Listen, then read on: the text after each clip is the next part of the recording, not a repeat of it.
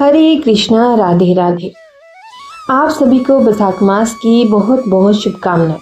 Hindu calendar के अनुसार 13 अप्रैल से वैशाख मास शुरू हो गया है। इन दिनों में भगवान विष्णु की पूजा करने का विशेष महत्व है। इन दिनों में सूर्योदय से पहले उठकर स्नान और पूजा की जाती है। स्कंद पुराण में वैशाख मास को सभी महीनों में उत्तम भी बताया गया है और पुराणों में कहा गया है कि जो व्यक्ति इस महीने में सूर्य उदय से पहले स्नान करता है, व्रत रखता है, वो कभी दरिद्र नहीं होता। उस पर भगवान की कृपा बनी रहती है, उसे सभी दुखों से मुक्ति मिलती है, क्योंकि इस महीने के देवता भगवान विष्णु जी हैं। वैशाख महीने में जल दान का भी विशेष महत्व है। स्कंद पुराण में उल्लेख है कि महिरथ नाम के राजा ने केवल वैशाख स्नान से ही वैकुंठ धाम प्राप्त किया था। इस महीने में सूर्योदय से पहले किसी तीर्थ स्थान, सरोवर, नदी या कुएं पर जाकर या फिर घर पर ही गंगा जल डाल करके नहाना चाहिए। घर में नहाते समय पवित्र नदियों का नाम जपना चाहिए। नहाने के पश्चात सूर्योदय के समय सूर्य को फिर अर्घ्य देना चाहिए। वैशाख मास में जलदान का सबसे बड़ा महत्व बताया गया है। यदि संभव हो तो इन दिनों में प्याऊ लगवाएं या किसी प्याऊ में मटके का दान करें। किसी जरूरतमंद व्यक्ति को पंखा, खरबूजा, अन्य फल, अन्न आदि भी आप दान कर सकते हैं। मंदिरों में अन्न और भोजन का दान करना चाहिए।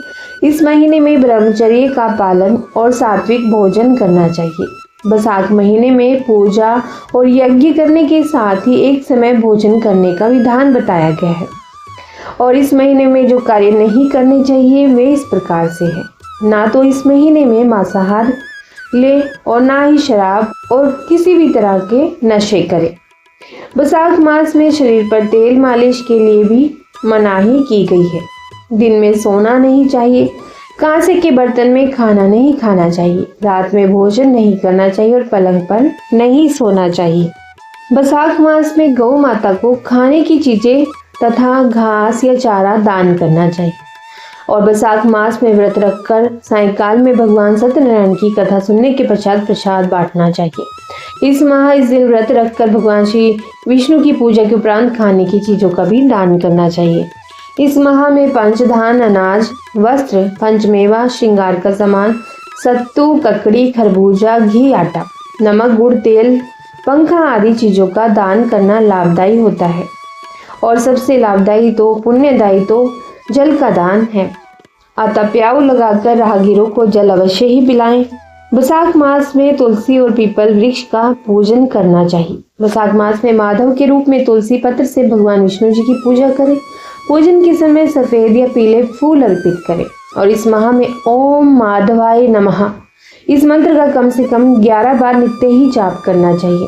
और पूजन के साथ ही भगवान विष्णु के केशव, हरि, गोविंद, त्रिविक्रम, वदम, नाभ, मधुसूदन, अच्युत और ऋषिकेश नाम का भी ध्यान करें। साथ ही भगवान को सूर्य को तांबे के लोटे से जल अर्घ देने से पापों का नाश होता है। तुलसी पत्र डालकर श्री विष्णु को पंचामृत का भोग लगाएं। साथ ही इसी पावन माह में नृसिंह भगवान, चित्रगुप्त भगवान शिव की भी पूजा की जाती है। वैशाख माह में नया तेल लगाना मना है। वैशाख में गंगा स्नान तथा दान करना चाहिए। और वैशाख में तेल और तली भुनी चीजों को खाने से परहेज करना चाहिए। वैशाख माह में एक ही समय भोजन करने का विधान है। रात में खाना नहीं खाना चाहिए। जीवन के दुखों से मुक्ति के लिए भगवान श्री विष्णु तथा भगवान परशुराम की पूजा करने की मान्यता है। पूरे वैशाख मास में भूमि पर ही शयन करें। इस महीने में श्री बांके बिहारी के दर्शन करने से शांति की भी प्राप्ति होती है। यह हिंदू धर्म का दूसरा महीना है। इस महीने गंगा उपासना, वरुथनी एकादशी, मोहिनी एकादशी, अक्षय तृतीया, वैशाख पूर्णिमा जैसे महत्वपूर्ण त्योहार और व्रत आदि भी मनाए जाते हैं। और धार्मिक मान्यताओं के अनुसार इसी माह से त्रेता युग का भी आरंभ हुआ था। इसी वजह से इसका धार्मिक महत्व बढ़ जाता है। इस माह को माधव नाम से भी जाना जाता है। माधव विष्णु जी का एक नाम है। इस माह में विष्णु भगवान की पूजा का खास महत्व है। इस माह में दान का महत्व बढ़ जाता है। कहते हैं कि यदि आपने पूरे वर्ष कोई भी दान नहीं किया है तो इस माह में करके पूरे वर्ष किए दान का फल आप प्राप्त कर सकते हैं।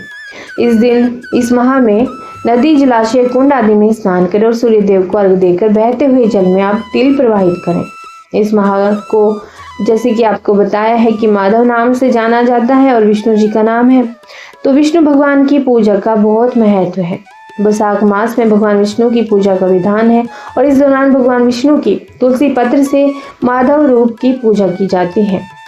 और स्कंद पुराण के वैष्णव खंड के अनुसार न माधव आसो मासो न कृतेन युगम समम न च वेद समम शास्त्रम न तीर्थम गंगाया समम। अर्थात माधव मास यानी वैशाख मास के समान कोई मास नहीं है, सतयुग के समान कोई युग नहीं है, वेदों के समान कोई शास्त्र नहीं है और गंगा जी के समान कोई तीर्थ नहीं है। इस माह के दौरान आपको ओम माधवाय नमः मंत्र का नित्य ही कम से कम 11 बार जप करना चाहिए। साथ ही भगवान विष्णु के केशव, हरि गोविंद, त्रिविक्रम, पद्म नाम, मधुसूदन, अच्युत और ऋषिकेश नाम का भी ध्यान करना चाहिए। उन्हें पंचामृत का भोग लगाएं और उस पंचामृत में तुलसी पत्र डालना ना भूलें। साथ ही उन्हें सफेद और पीले फूल जरूर अर्पित करें। इससे आपके करियर में, नौकरी में, व्यापार में तरक्की होती है। इससे जीवन में कभी कोई संकट नहीं आएगा और दाम्पत्य जीवन भी सुखमय व्यतीत होगा। इस माह में अमावस्या और पूर्णिमा पर पितरों के लिए तर्पण और पिंडदान करने से पितर दोष समाप्त होता है और उनका आशीर्वाद मिलता है। पितरों की आत्मा की शांति के लिए तर्पण और उपवास करें। किसी गरीब व्यक्ति को दान दक्षिणा दें। अमावस्या के दिन पीपल के पेड़ पर सुबह जल चढ़ाना चाहिए और संध्या के समय दीपक लगाना चाहिए। इस माह में ऐसा करने से काल सर्प दोष से मुक्ति मिलती है और शनि दोष से मुक्ति के लिए दक्षिण भारत में वैशाख अमावस्या पर शनि जयंती मनाई जाती है। इसीलिए शनिदेव को तिल, तेल और पुष्प आदि चढ़ाकर पूजा करनी चाहिए। वैशाख कथा का श्रवण करें और गीता का भी पाठ करें। वैशाख माह में भूमि पर ही शयन करना चाहिए और एक समय ही भोजन करना चाहिए। इससे सभी तरह के रोग और शोक मिट जाते हैं। वैशाख माह में नया तेल लगाना मना है और तेल ना लगाएंगे तो भी चलेगा। और वैशाख मास में तेल लगाना, दिन में सोना, कांस्य पत्र में भोजन करना, खाट पर सोना, घर में नहाना, निषिद्ध पदार्थ खाना, 2 बार भोजन करना और रात में खाना, यह 8 बातें त्याग देनी चाहिए यदि हो सके तो आइए अब सुनते हैं वैशाख मास का महात्म्य। पूर्ण श्रद्धा और प्रसन्न चित्त मन से सुनिएगा। जय श्री गणेश। श्री सूत जी कहते हैं, महात्मा नारद के वचन सुनकर राजऋषि अम्बरीश ने विस्मित होकर कहा, महामुने, आप मार्गशीर्ष आदि पवित्र महीनों को छोड़कर वैशाख मास की ही इतनी प्रशंसा क्यों करते हैं? उसी को सब मासों में श्रेष्ठ क्यों बतलाते हो? यदि माधव मास सबसे श्रेष्ठ है और भगवान लक्ष्मीपति को अधिक प्रिय है तो उस समय स्नान करने की क्या विधि है? वैशाख मास में किस वस्तु का दान, कौन सी तपस्या तथा किस देवता का पूजन करना चाहिए? हे कृपानिधे, उस समय किए जाने वाले पुण्य कर्म का आप मुझे उपदेश कीजिए। सदगुरु के मुख से उपदेश की प्राप्ति दुर्लभ होती है। उत्तम देश और काल का मिलना भी बड़ा कठिन होता है। राज्य प्राप्ति आदि दूसरे कोई भी भाव हमारे हृदय को इतनी शीतलता नहीं प्रदान करते जितने कि आपका यह समागम। नारद जी ने कहा, राजन सुनो, मैं संसार के हित के लिए तुमसे माधव मास की विधि का वर्णन करता हूँ। जैसा कि पूर्व काल में ब्रह्मा जी ने बतलाया था, पहले तो जीव का भारतवर्ष में जन्म होना ही दुर्लभ है। उससे भी अधिक दुर्लभ है वह मनुष्य की योनि में जन्म। मनुष्य होने पर भी अपने अपने धर्म के पालन में प्रवृत्ति होनी तो और भी ज्यादा कठिन है। उससे भी अत्यंत दुर्लभ है भगवान वासुदेव में भक्ति और उसके होने पर भी माधव मास में स्नान आदि का सुयोग मिलना तो और भी ज्यादा कठिन है। माधव मास माधव लक्ष्मीपति को बहुत प्रिय है। माधव यानी कि वैशाख मास को पाकर जो विधि पूर्वक स्नान, दान तथा जप आदि का अनुष्ठान करते हैं वे ही मनुष्य धन्य एवं कृत है। उनके दर्शन मात्र से पापियों के भी पाप दूर हो जाते हैं और वे भगवत भाव से भावित होकर धर्माचरण के अभिलाषी बन जाते हैं। वैशाख मास के जो एकादशी से लेकर पूर्णिमा तक अंतिम 5 दिन हैं, वे समूचे महीने के समान महत्व रखते हैं। हे राजेंद्र, जिन लोगों ने वैशाख मास में भली भांति के उपचारों द्वारा मधु दैत्य के मारने वाले भगवान लक्ष्मीपति का पूजन कर लिया, उन्होंने अपने जन्म का फल पा लिया। भला कौन सी ऐसी अत्यंत दुर्लभ वस्तु है जो वैशाख के स्नान तथा विधि पूर्वक भगवान के पूजन से नहीं प्राप्त होती? जिन्होंने दान, होम, जप, तीर्थ में प्राण त्याग तथा संपूर्ण पापों का नाश करने वाले भगवान श्री नारायण का ध्यान नहीं किया, उन मनुष्यों का जन्म इस संसार में व्यर्थ ही समझना चाहिए। जो धन के रहते हुए भी कंजूसी करता है, दान आदि किए बिना ही मर जाता है, उसका धन व्यर्थ है। राजन, उत्तम कुल में जन्म, अच्छी मृत्यु, श्रेष्ठ भोग, सुख, सदा दान करने में अधिक प्रसन्नता, उदारता तथा उत्तम धैर्य, यह सब कुछ भगवान श्री विष्णु की कृपा से ही प्राप्त होते हैं। महात्मा नारायण के अनुग्रह से ही मनोवांछित सिद्धियां मिलती हैं। जो कार्तिक में, माघ में तथा माधव को प्रिय लगने वाले वैशाख मास में स्नान करके मधुहंता लक्ष्मीपति दामोदर की विशेष विधि के साथ भक्ति पूर्वक पूजा करता है और अपनी शक्ति के अनुसार दान देता है, वह मनुष्य इस लोक का सुख भोग कर अंत में श्रीहरि के पद को प्राप्त होता है। हे भूप, जैसे सूर्य उदय होने पर अंधकार नष्ट हो जाता है, उसी प्रकार वैशाख मास में प्रातः स्नान करने से अनेक जन्मों की उपार्जित पाप राशि नष्ट हो जाती है। यह बात ब्रह्मा जी ने मुझे बताई थी। भगवान श्री विष्णु ने माधव मास की महिमा का विशेष प्रचार किया है। अतः इस महीने के आने पर मनुष्य को पवित्र करने वाले पुण्य जल से परिपूर्ण गंगा तीर्थ, नर्मदा तीर्थ, यमुना तीर्थ अथवा सरस्वती तीर्थ में सूर्योदय से पहले स्नान करके भगवान मुकुंद की पूजा करनी चाहिए। इससे तपस्या का फल भोगने के पश्चात अक्षय स्वर्ग की प्राप्ति होती है। भगवान श्री नारायण अनामय, रोग व्याधि से रहित है। उन गोविंद देव की आराधना करके तुम भगवान का पद प्राप्त कर लोगे। हे राजन, देव आदि देव लक्ष्मीपति पापों का नाश करने वाले हैं। उन्हें नमस्कार करके चैत्र की पूर्णिमा को इस व्रत का आरंभ करना चाहिए। व्रत लेने वाला पुरुष यमनियों का पालन करे, शक्ति के अनुसार कुछ दान दे, हविष्य अन्न भोजन करे, भूमि पर सोए ब्रह्मचर्य व्रत में दृढ़ता पूर्वक स्थित रहे तथा हृदय में भगवान श्री नारायण का ध्यान करते हुए कृच्छ आदि तपस्याओं के द्वारा शरीर को सुखाए। इस प्रकार नियम से रहकर जब वैशाख की पूर्णिमा आए, उस दिन मधु तथा तिल आदि का दान करे। श्रेष्ठ ब्राह्मणों को भक्ति पूर्वक भोजन कराए, उन्हें दक्षिणा आदि सहित धेनु दान दे तथा वैशाख स्नान के व्रत में जो कुछ त्रुटि हो उसकी पूर्णता के लिए ब्राह्मणों से प्रार्थना कर।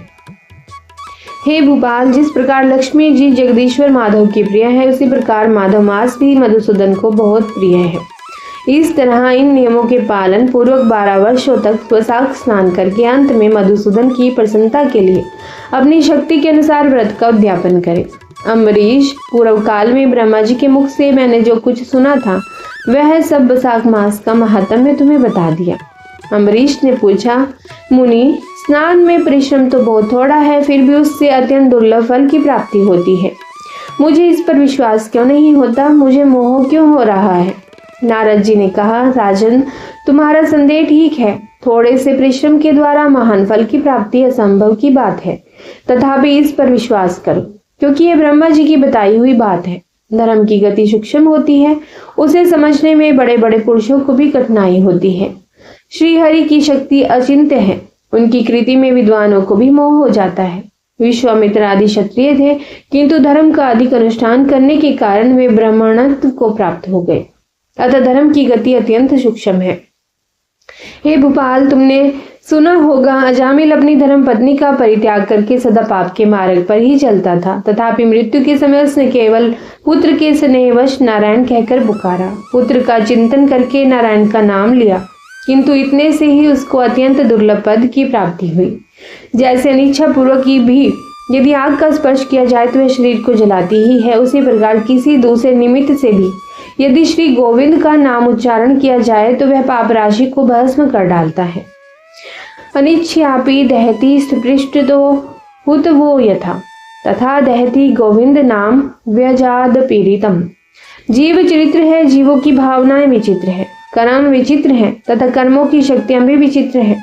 शास्त्र में जिसका महान फल बताया गया है वही कर्म महान है, फिर वह अल्प परिश्रम साध्य हो या अधिक परिश्रम साध्य। छोटी सी वस्तु से भी बड़ी वस्तु का नाश होता देखा जाता है। जरा सी चिंगारी के बोझ से तिनके स्वाहा हो जाते हैं। जो श्री कृष्ण के भक्त हैं, उनके अनजान में किए हुए हजारों हत्याओं से युक्त भयंकर पातक तथा चोरी आदि पाप भी नष्ट हो जाते हैं। हे वीर, जिसके हृदय में भगवान श्री विष्णु की भक्ति है, वह विद्वान पुरुष यदि थोड़ा सा भी पुण्य कार्य करता है तो वह अक्षय फल देने वाला होता है। अतः माधव मास में माधव की भक्ति पूर्वक आराधना करके मनुष्य अपनी मनोवांछित कामनाओं को प्राप्त कर लेता है। इस विषय में संदेह नहीं करना चाहिए। शास्त्रोक्त विधि से किया जाने वाला छोटे से छोटा कर्म क्यों न हो, उसके द्वारा बड़े से बड़े पाप का भी क्षय हो जाता है तथा उत्तम कर्म की वृद्धि होने लगती है। हे राजन, भाव तथा भक्ति दोनों की अधिकता से फल में अधिकता होती है। धर्म की गति सूक्ष्म है, वह कई प्रकारों से जानी जाती है। महाराज, जो भाव से हीन है, जिसके हृदय में उत्तम भाव एवं भगवान की भक्ति नहीं है, वह अच्छे देश तथा काल में जा जाकर जीवन भर पवित्र गंगा जल से नहाता और दान देता रहे तो भी कभी शुद्ध नहीं हो सकता, ऐसा मेरा विचार है। अतः अपने हृदय कमल में शुद्ध भाव की स्थापना करके वैशाख मास में प्रातः स्नान करने वाला जो विशुद्ध चित्त पुरुष भक्ति पूर्वक भगवान लक्ष्मीपति की पूजा करता है, उसके पुण्य का वर्णन करने की शक्ति मुझ में नहीं है। अतः भोपाल, तुम वैशाख मास के फल के विषय में विश्वास करो। छोटा सा शुभ कर्म भी सैकड़ों पाप कर्मों का नाश करने वाला होता है। जैसे हरि नाम के भय से राशि राशि पाप नष्ट हो जाते हैं, उसी प्रकार सूर्य के मेष राशि पर स्थित होने के समय प्रातः स्नान करने से तथा तीर्थ में भगवान की स्तुति करने से भी समस्त पापों का नाश हो जाता है। जिस प्रकार गरुड़ के तेज से सांप भाग जाते हैं, उसी प्रकार प्रातःकाल वैशाख स्नान करने से पाप पलायन कर जाते हैं। यह निश्चित बात है। जो मनुष्य मेष राशि के सूर्य में गंगा या नर्मदा के जल में नहाकर 1, 2 या तीनों समय भक्ति भाव के साथ पाप प्रशमन नामक स्तोत्र का पाठ करता है, वह सब पापों से मुक्त होकर परम पद को प्राप्त होता है। अम्बरीश, इस प्रकार मैंने थोड़े में यह वैशाख स्नान का सारा महात्म सुना दिया। अब और क्या सुनना चाहते हो? हरे कृष्णा। ओम नमो नारायण। ओम नमो भगवते वासुदेवाय। इससे आगे की कथा आप अगली वीडियो में सुन सकते हैं। यदि यह कथा आपको अच्छी लगी हो तो इसे लाइक और शेयर जरूर कीजिएगा और चैनल को भी सब्सक्राइब कीजिएगा। कमेंट बॉक्स में लिखिएगा ओम नमो भगवते वासुदेवाय।